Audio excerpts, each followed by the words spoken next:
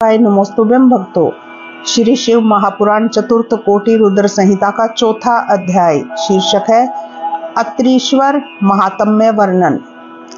सूत जी बोले, इसके पश्चात जब ब्रह्मवेता ऋषि श्रेष्ठ अत्रि समाधि से जगे तो उन्होंने अपनी प्रिया से कहा कि जल दो। पतिव्रता अनुसुईया कमंडलू लेकर जल लेने चली। नदियों में श्रेष्ठ गंगा जी ने उनका पीछा किया और अनुसुईया से कहा, हे देवी, तुम कहाँ जा रही हो? मैं तुझ पर प्रसन्न हूँ। मैं गंगा हूँ जो तुम्हारे भजन से प्रसन्न होकर तुम्हारे पास आई हूँ।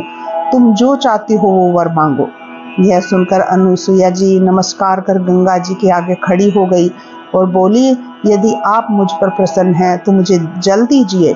गंगा जी ने कहा, अच्छा, एक गड्ढा खोदो। अनुसुईया जी ने गहरा गड्ढा खोदा। गंगा जी उस गड्ढे में प्रविष्ट हो जल रूप में हो गई। अनुसुईया जी बड़े आश्चर्य से उसमें से जल लेने गई।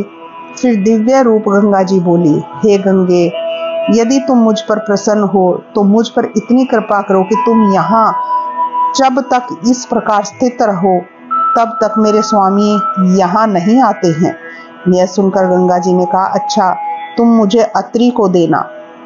ऐसा कहकर गंगा जी ने अपना जल नाश रहित किया और अनुसुईया जी उस दिव्य जल को लेकर अपने स्वामी के पास आई तथा जल देकर उन्हें देकर उनके आगे खड़ी हो गई। ऋषि ने आचमन कर दिव्य गंगा जल पान किया और सुख पाया। पश्चात ऋषि ने अनुसुईया से कहा, आश्चर्य है, वर्षा तो अब तक नहीं हुई, फिर तुम यह दिव्य जल कहाँ से लाई? अनुसुईया ने कहा, भगवान शंकर के प्रताप तथा आपके सुकृत्यों से यहाँ गंगा जी आई हैं और यह उन्हीं का जल है। तब प्रिया के ऐसे वचनों को सुनकर मुनि विस्मित हो गए और मन ही मन भगवान शिव जी का स्मरण करने लगे और बोले, प्रिय, यह तो बहुत बड़ी दुर्लभ गति है। यदि मैं आंखों से देख लूं तो सत्य जानूं। अनुसुईया जी ने कहा, यदि आप शरीर द्वारा गंगा जी को देखना चाहते हैं तो मेरे साथ आइए। ऐसा कह पतिव्रता अनुसुईया पति को साथ ले वहां पहुंची जहां शरीर द्वारा श्री गंगा जी गड्ढे में विराजमान थे।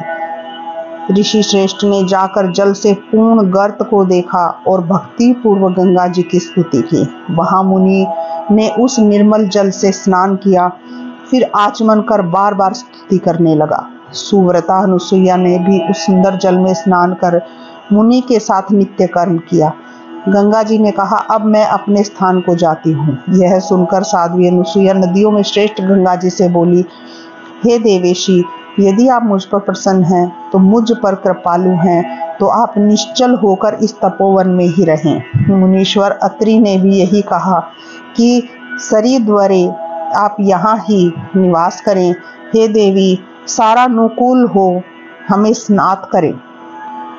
तब उनके इस रमणीय वचनों को सुनकर श्रेष्ठ नदी गंगा जी ने प्रसन्न हो अनुसुईया से कहा, यदि तुम अपने स्वामी के शिव पूजन रूप 1 वर्ष के फल को मुझे दे दो तो देवताओं के उपकार के लिए मैं यहाँ स्थित रह सकती हूँ। पतिव्रता स्त्री पार्वती के समान है, इसलिए लोक कल्याण के लिए अपने स्वामी के 1 वर्ष के शिव पूजन को मुझे दे दो, तभी मैं स्थित रहूंगी। सूत जी कहते हैं, जब पतिव्रता अनुसुईया ने इस प्रकार का वचन सुना तो उन्होंने गंगा जी के लिए 1 वर्ष का सब पुण्य दे दिया। अनुसुईया की इस महानता को देख महादेव जी प्रसन्न हो पार्थिव लिंग में वहां प्रकट हो गए। शंकर जी ने कहा, हे साध्वी, मैं तुझ पर प्रसन्न हूँ, वर मांगो। तब पंचमुख शंकर को प्रत्यक्ष देख ऋषि दंपत्ति भक्तिपूर्ण वचनों से भगवान शंकर की स्तुति और नमस्कार करते हुए बोले, हे देवेश, यदि आप हम पर प्रसन्न हैं तो जगन माता पार्वती सहित आप यहीं निवास कर संसार को सुख दीजिए। इस प्रकार गंगा और शंकर दोनों प्रसन्न हो वहीं स्थित हो गए और उनका शंकर जी का वहां अत्रीश्वर नाम पड़ा तथा गंगा जी अपनी माया से उस गर्त में स्थित हुई। तब से हाथ भर गड्ढे में अविनाशी जल मंदाकिनी नाम से प्रसिद्ध हुआ। फिर तो उस कर्म से संतुष्ट हो बादलों ने वृष्टि की और लोक में आनंद छा गया। यह अत्रीश्वर अत्रीश्वर महात्म्य सब सुखों और मनोरथों को देने वाला तथा भक्ति पूर्ण है। इस प्रकार श्री शिव महापुराण चतुर्थ कोटि रुद्र संहिता का चौथा अध्याय समाप्त होता है। श्री शिवाय नमोस्तुभ्यं भक्तों।